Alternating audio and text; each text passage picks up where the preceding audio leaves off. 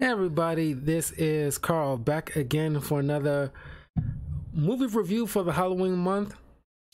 And today I'll be covering the 2000 blockbuster hit Hollow Man.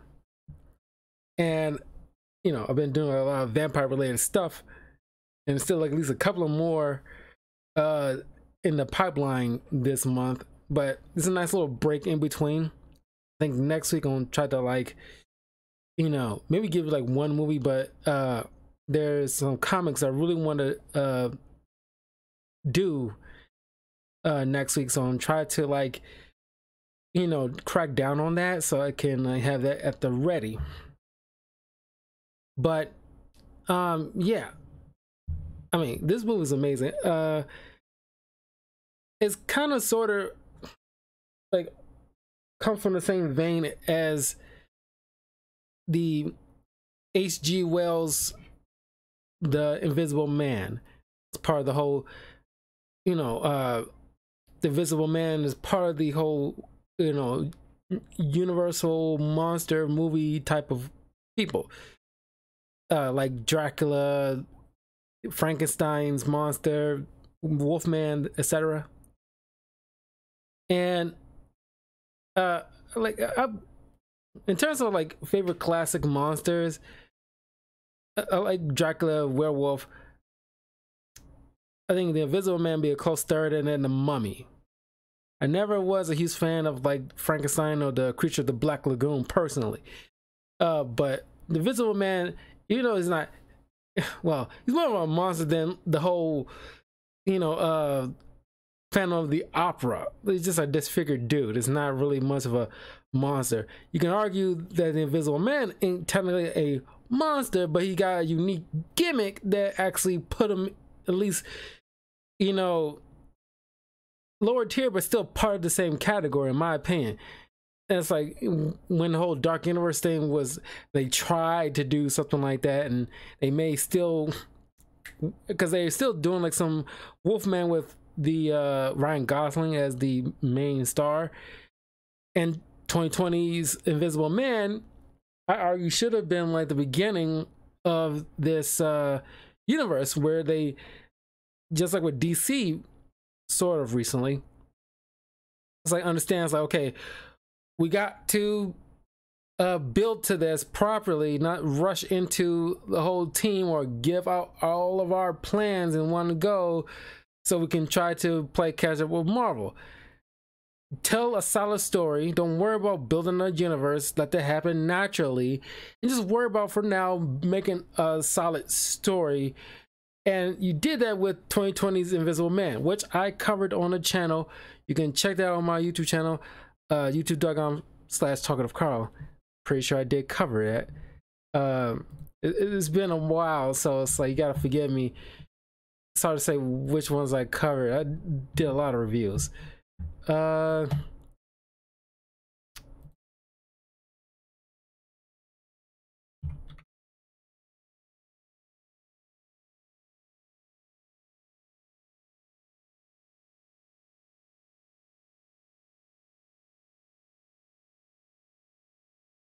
Yeah, I did a live on my YouTube channel, so it's still there. You can check out my, it's like a 40-minute video. Some of my quick thoughts on the film. But I remember loving it because, like, I'm not much of a horror guy, but it's, it's just the thing is, I'm pretty sure I brought it up in my review of that film. Just like with this film, you gotta, because 2020's Invisible Man is pretty much like showing about a person in like an abusive relationship. He happens to be a scientist working on, well, H.G. Wells' Invisible Man, it was a chemist who found like a serum that can make a person invisible, and he tested it on himself, but he was stuck. He couldn't revert himself back to visibility. In 2020's Invisible Man, he created this suit that actually, because he's a tech genius, I think that was the way to go, given how like technology, like, you know, technology has advanced to a certain point where not necessarily we don't need chemists like that anymore, but I don't know. I would still buy the whole making a serum that can make somebody invisible, but going on a route of just an invisible suit, I think people can latch onto that in their minds. You know, they got like a hook to like make them say, okay, tangentially, this can be feasible in the real life, rather than making it a potion or a serum. And with the 2020s Invisible Man, you know, you got that element of like a woman trying to escape an abusive, you know, I don't throw around the word toxic masculinity all that, I think it's overblown and overused, and people throwing at every little thing that happens to be a guy, you know, whether he's want to just set boundaries or just say what he feels, and oh, it's toxic masculinity. I hate that. What I see in this movie is what, like, anybody would agree that will be toxic masculinity, where, you know, he's literally trying to control a person's you know, autonomy, and giving him that kind of power in order to drive her freaking crazy, because oh, if I can't have her, nobody can, and anybody get in my way, I will kill them. In this movie, this is, you know, 20 years prior to the Invisible Man movie remake. He stars Kevin Bacon, who is the main villain, and I think technically, no, this is probably my second movie that I've seen Kevin Bacon in when I was young. I think the first one was Tremors. I really want to do a review on Tremors movie, because I really like Kevin Bacon in these movies. He's amazing. But this movie stars Elizabeth Shue as Linda McKay, Kevin Bacon as Dr. Sebastian Cain. His name is Cain, and it's like, you know, a guy who's, well, one of the most infamous, you know, names in history that is known for betrayal. Josh Brolin as Dr. Matthew Kingsington, Kim Dickens as Dr. Sarah Kennedy, Greg Grunberg as Carter Abbey. We don't know who Greg is. You know, he's the telepath in Heroes. Joey Slotnick as Frank Chase, and Mary Randall as Janice Walton. And I like this because this movie has like you basically spend the bulk of the film in one central location, with rare occurrences of you see them outside, because these are scientists working for the US government in order to invent a serum for invisibility, or, you know, helping with US soldiers, you know, making like a sense of super soldiers, but not necessarily like Captain America, but just giving them a soldier the power of invisibility, so they can make covert missions in order to be effective tools on the job. So it's kind of wild, but I thought it was a great idea. Okay, you know, what do you call those things? Like they call it box something in terms of TV language, but it's just like just a central focus location, and that's where like you know, nobody else is like a concern. And so Sebastian's the lead scientist here, but he's also arrogant and narcissistic. So they are trying to bring back this gorilla named Isabel to visibility. And once they are successful, Matt, Sebastian, and Linda go see their superiors in the Pentagon. And this is one of the few rare occasions where government officials granted permission to studio execs and directors to film so close to like a place like the Pentagon. So you know, a little fun factoid here. It's like one of the few rare films to get to have that permission. So Sebastian ended up lying to his superiors about them able to bring somebody back, although well, he lied because he wanted the credit, because he's narcissistic, mind you. He don't like the idea that, you know, if the government comes swooping in and then do their thing and bring somebody back, they'll end up taking all the credit. He cannot have that. He just like refuses. And him and Linda used to be a thing, so she knows that how he gets, and that's why they end up breaking up, because well, it's just like, just for a few bits of dialogue, you can just gather their history, which is very impressive, and that's mark of a great set of writers. That, you know, she mentions like, basically, you treat me like, you know, I'm just another thing to boost you up. I'm essentially arm candy. I cannot deal with that, so that's why we broke it off. And then she ends up having a relationship with Matt, but it was all, you know, hush hush, that nobody else knows, especially not Sebastian. And of course, after success and they, you know, celebrating at dinner, he, you know, Sebastian thinks like, oh, there's a possibility I can get her back after, you know, this success. She sees how brilliant I am. But they lied to the other team, saying that, oh, we got permission to do human testing. So he offers up himself as a guinea pig.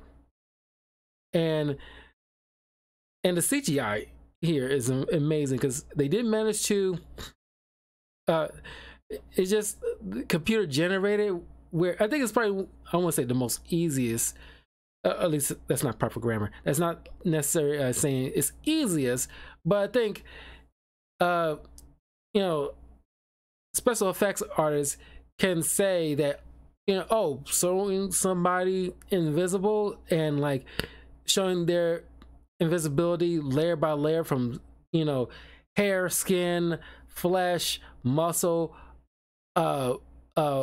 veins, and down to bone and eyeballs, and then completely invisible. I say that's in terms of computer generation, I say that's, you know, they can do that, you know, they know that procedure like the back of their hand. They can whip that up. It's not like something like, you know, making somebody like Thanos and a bunch of his goons and army, where it's probably going to take a whole team. This is probably like, you know, it's nothing to them, but it's done so well. And the movement and the angular system, I'm pretty sure doctors, if they look at this, they'd be very impressed how,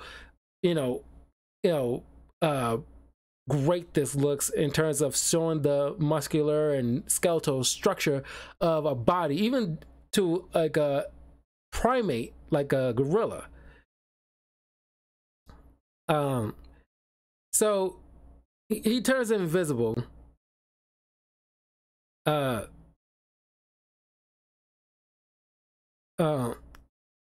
So it's a success.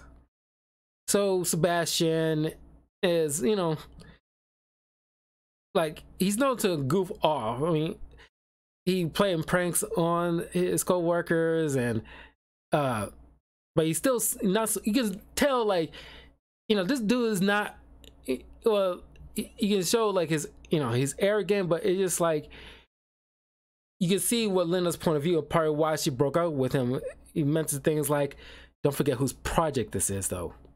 That attitude, because it's all about him. Everything's got to be about him. Oh, I want to mention this because like it's always stuck with me for ever since I was a kid. This joke Kevin Bacon made in this movie, that the story about Superman and Wonder Woman. This joke. I'm gonna try not to butcher this, but Superman's flying around Metropolis and he's like super horny, right? And then he's flying around, he looks on top of the roof of the Justice League and he sees Wonder Woman, butt naked, spread eagle, sunbathing. And he was thinking to himself, man, I gotta get me some of that Wonder Kitty. So he thinks to himself, well, I'm Superman. I can just swoop down there, pump, and then I can be gone before she even thinks what happens. So he swoops down, does his thing, and flies right off. And then Wonder Woman's like, whoa, what the hell just happened? And then the Invisible Man says, I don't know, but boy, my ass is hurt. Well, my ass hurts. So man, that always stuck with me, and like, God, that is freaking funny. I was like, so yeah, that always stuck with me. So this is really, really good. Anyway, so eventually, the other team members get kind of, annoyed to the borderline, like unnerved by, Sebastian just moving about invisible, not knowing where he is at any time, because they got the thermal goggles, but mostly for like the cage animals, so that way in case one of them gets loose and they're having to be invisible, they can easily find them.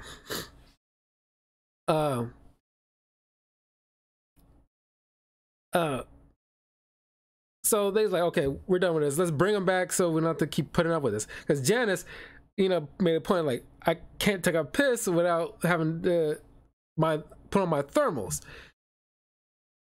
So that will be unnerving. I mean, you ever seen like the first season of The Boys, and you got like, the guy named Translucent literally spying in the ladies' restroom. So of course, like, people with that kind of power would be freaking creepy with it. It's like you'd be hard pressed to find somebody who probably wouldn't, at least once abuse that. And this brings up, because I did a year ago for like only 2 videos. I thought it was gonna be like a long running thing, but it became like too much. We got so much going on, I couldn't continue it. But I did this anime psychology videos, one for Seto Kaiba, and the other for like Yagami from Death Note and Yu-Gi-Oh respectively, which you can check out my videos that I did with those. But like Yagami, as I did my research for like just like a fun little slight psychology into the mind of this guy with the whole Death Note, and you can compare that to the ring from the Lord of the Rings, and the ring being able to turn you invisible and influence you. No matter how good you are, you will be tempted into doing something or becoming a little bit more of evil in a way. And hey Felix, thanks for the follow. Invisibility, not unlike like the Death Note, allows somebody, no matter how good you are, to be tempted into doing something that you wouldn't otherwise do. Just like with 2020 Invisible Man, it's just those are extreme examples of people who will more than likely abuse it, but it's just that you take away, because everybody's visible. We all understand as a society there are consequences to your actions. When you get caught, doing some misbehaving, there will be consequences that or punishment that you'll have to be bestowed on in order to not necessarily punish the perpetrator, but show society as a whole, this will not be tolerated. If you pull a stunt like this, this will happen to you. But if somebody with invisibility, you take all that, you essentially take all that away. People will essentially lose any form of having some kind of conscience, because I can do whatever I want attitude, and no one can call me on it. And on top of that, and as Sebastian would point out in the film, you'd be surprised what you can do when you don't have to look at yourself in the face. And that speaks so much volumes, about people, no matter how good they are. I'm not saying that it happens. I'm pretty sure if Captain America has invisibility, I doubt he'll be tempted to do something naughty with it. But it's just that temptation will be there. It's like the whole line about with great power must come great responsibility. So they tried to bring him back, but he almost died in the process, because I'm not sure. Maybe it's, because they brought back the gorilla and they're missing some key components, given the fact that he is still, they come from the same primate line, but it's something about the, different, chemicals or DNA or something like that humans have to make it a little bit difficult to bring them back to visibility after turning them invisible in the first place. So now they have to keep Sebastian in quarantine, in isolation, in order to prevent anybody finding out about him. Otherwise, it'd be a complete uproar, and it will not only cost their jobs, but possibly more than likely jail time. So they formed this like a latex mask so that when people can actually speak with him and know where he is. But eventually Sebastian starts getting a little stir crazy, and we lived through the whole quarantine lockdown period before, so you can essentially tell how he feels, given the fact that people been isolated in their houses, and you will eventually be starved for doing your normal routine outside, like interacting with human beings and seeing people outside of the few people that's gonna be inside with you for a few hours. So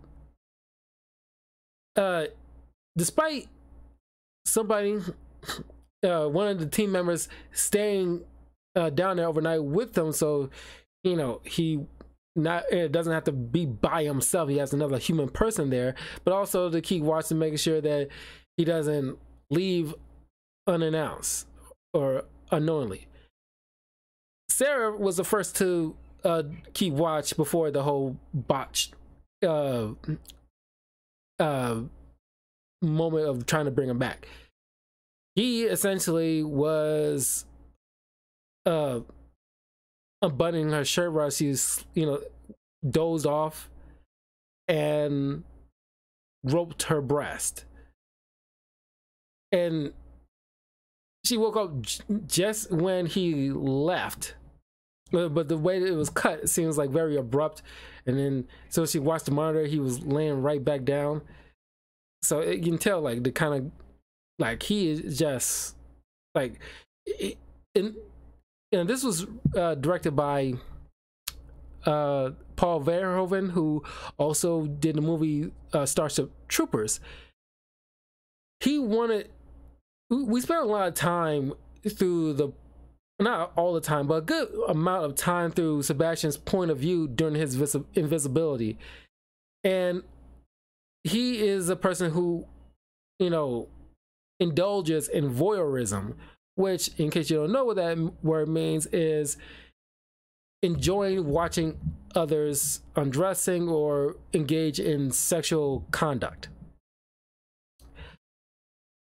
As seen earlier in the film, which, you know, laid the groundwork or seeded what he's into and what he will end up, you know, indulging in, is watching his neighbor undressing.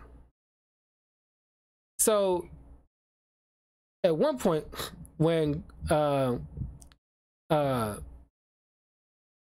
keep wanting to say the guy from Heroes, Carter, when he is watching, supposed to be watching him for one night, he just he didn't bother to stop Sebastian from just gathering, you know, his latex mask and his clothes. It's like, I'm getting out here. I'm not going to sit there and I'm not a freaking lab rat. I'm going to go outside. I want to go to my apartment. I want to just get some stuff and just, you know, get some air kind of situation.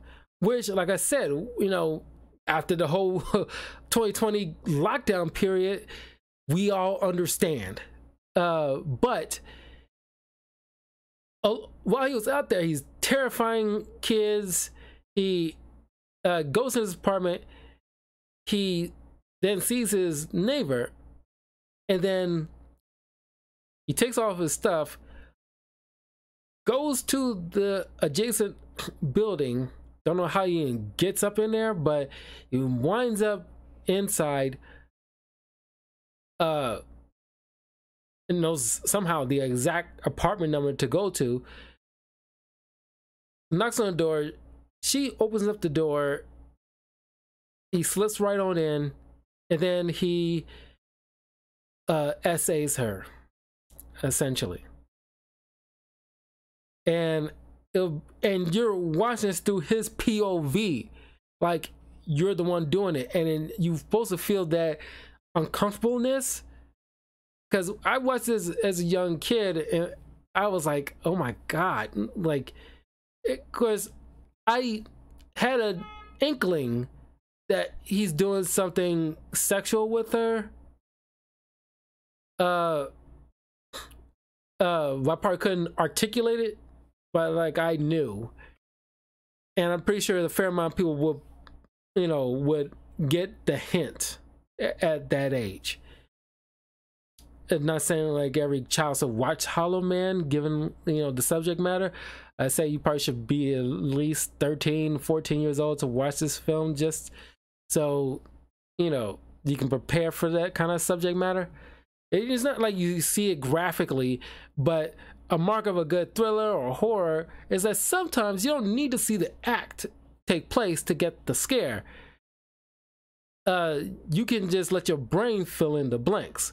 And the fact that what was I about to say? It's not like a slasher situation like Freddy Krueger or Jason Voorhees. This is something like a real life kind of situation, aside from the invisibility thing. Just like with 2020 Invisible Man, or even to some extent Ghostface from the Scream films. This is something that can actually, you know, happen, given like anybody could partake in this real life, and which adds to the scare. He ends up coming back. Everybody's pissed that he left, but he blew it off and lied about, oh, I'm just got my stuff. And Linda points out, like, I went to your apartment, I saw your stuff, your latex mask and your clothes right on the floor. So if you jeopardize this, we will go to the Pentagon. So eventually he invents like the like in certain movies where somebody makes like a looped video in order to get, like, it's usually in heist movies, you make those loop videos for the camera so that way you can go about your business undisturbed. So that's what Sebastian did, so that way he can just move about freely. And one night he ends up trying to thinking he can spy on Linda freely, but then he sees that her and Matt are together. He breaks the her glass window, and they immediately suspect him. But they found out about the loop video, so Linda and Matt decides, okay, we're gonna have to tell. This is getting crazy. We gotta tell our superiors. One of them being Dr. Howard Kramer, played by William Devane, and he obviously is furious. The fact that not only you kept this information from him, and the fact that you can't bring him back, and the fact that you lied about having the capability somewhat of bringing somebody back just so Sebastian can have the credit and everything like that. So I suggest you guys start considering packing your stuff. So as Linda and Matt leave, Sebastian was already there stalking them. He ends up luring the doctor outside of his house and drowning him in his backyard pool. And like I said, the CGI work in here is fantastic. Just the water effects of Kevin Bacon's human body, through like water or if smoke or anything like that, it's so good. It looks so very well done, man. Like nobody half-assed this. And then once all the team is back into the underground facility, Sebastian locks him aside, completely locks him out so they can't just get to the elevator to leave out. Here's the thing, this is kind of like a nitpick, but it seems like a faulty mechanism where any one of them, they all pretty doggone smart. Sebastian arguably smarter, but it's a faulty system where you can as easily wipe out somebody's code so they can't just leave when they want to. I can see that the fact that you gotta put in your key code in order to get in, so that way no random person can just waltz on in. But if you're already inside, you should be able to just go out whenever you want to, because everybody who's already in there has already have the access. So you don't need access to leave. Just go kind of situation. I thought that was already, weird. But anyway, but it adds to the tension, I guess. So once Sebastian admits that, I'm not giving up this power, also, I killed the doctor, so he hasn't had time to tell anybody about anything. So this is our little secret, and you guys are gonna be down here to die as I leave freely. So he starts picking them off one by one. Janice the one that goes first. He strangles her. Of course, the black woman got to go down first. It was an era when like the black person always have to die in these kind of movies. It was a thing. It was annoying, but eventually, at some point in the early 2000s, people got hit. I think after 2001, people got hip to the idea, and studios was like, okay, it's kind of dumb, so let's not do this, or at the very least, let's not make the black person the first one to go. Make sure they probably at least be the third or fourth to go, or don't go at all, kind of situation. So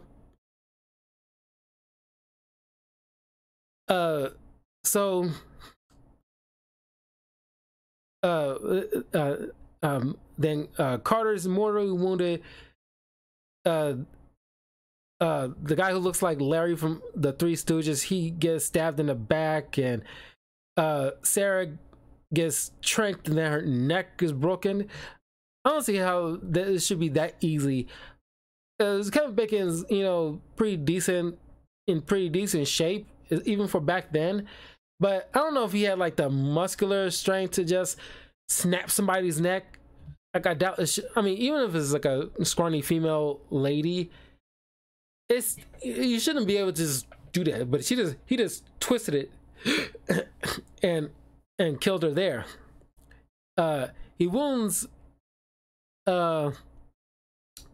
Matt and traps him and Linda inside this cooler and locks him inside as he makes a makeshift bomb set to go off in 30 in like 10 minutes or something like that. I forgot what the time is. He already has his like latex and clothes on, so he can just waltz on out. But Linda DIYs her way out of the whole situation.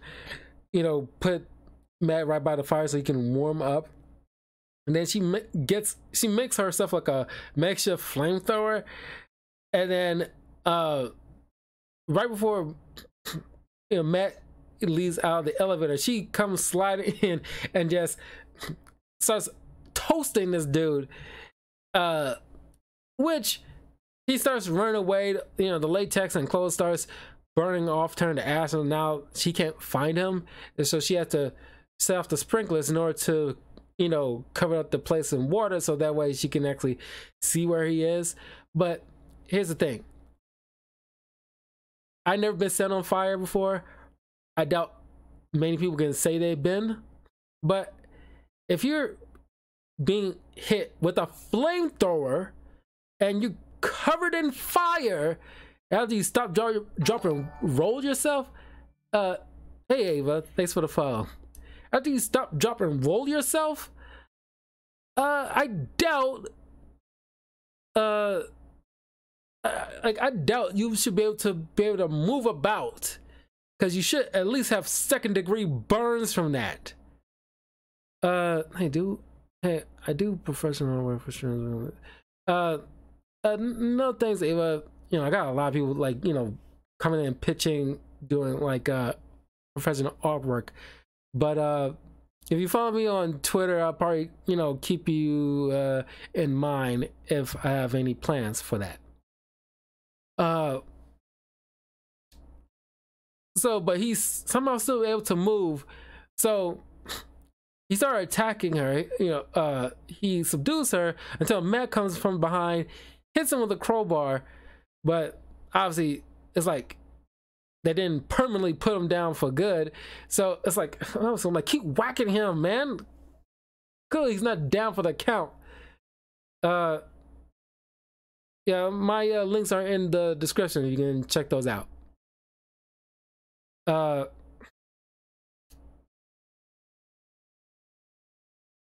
But you know, it's like, if I was Matt, I was like, okay, come on, man. It's like, you know, just keep whacking him. This dude is a freaking nut job serial killer. So it's like, you know, you should have no qualms, you know, bashing his head in at this point. Just make sure he's down. It's typical horror film kind of logic.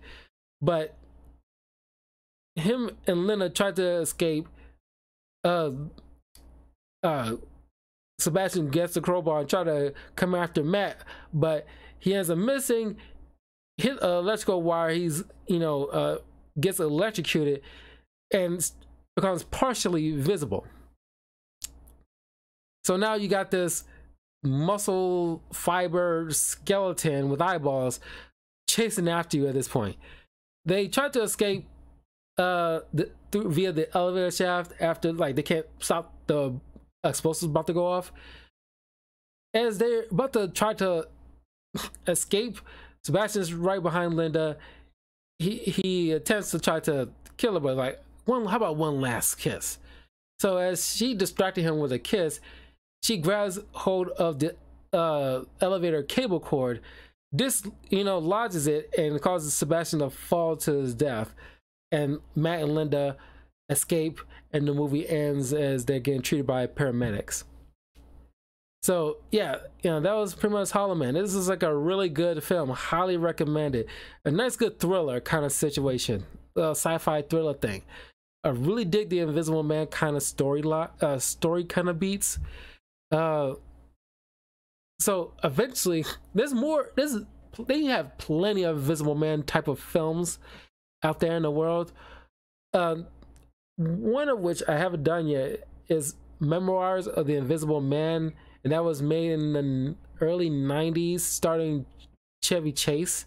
Except he doesn't become like a bad guy when he becomes invisible. But I want to do a review on that, but probably that's gonna be maybe next year for Halloween movie review month. But yeah, that is my thoughts on.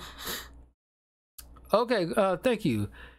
But yeah, that was my thoughts on Hollow Man. And honestly, like Kevin Bacon was like the main, was the main draw, honestly, because I remember recognizing him, but obviously Josh Brolin became a big deal in future movies. Clearly he did, and so does Miss Shu. But it's like Kevin Bacon was like the main like focus, honestly. He always does an incredible job. He's always amazing in villain work, honestly. It's like this is his first time playing somebody named Sebastian, and the second time he played somebody named Sebastian was in X-Men First Class, which he also done an incredible job there. And of course, he's amazing in playing himself in the Guardians of the Galaxy Christmas special, which I also did a review on that last Christmas, so check that out. But yeah, I will see you guys in a few minutes as I cover my next movie, Vampire in Brooklyn. So stay tuned for that if you want to join me, and if you've seen that movie, you can put in your thoughts and opinions on that.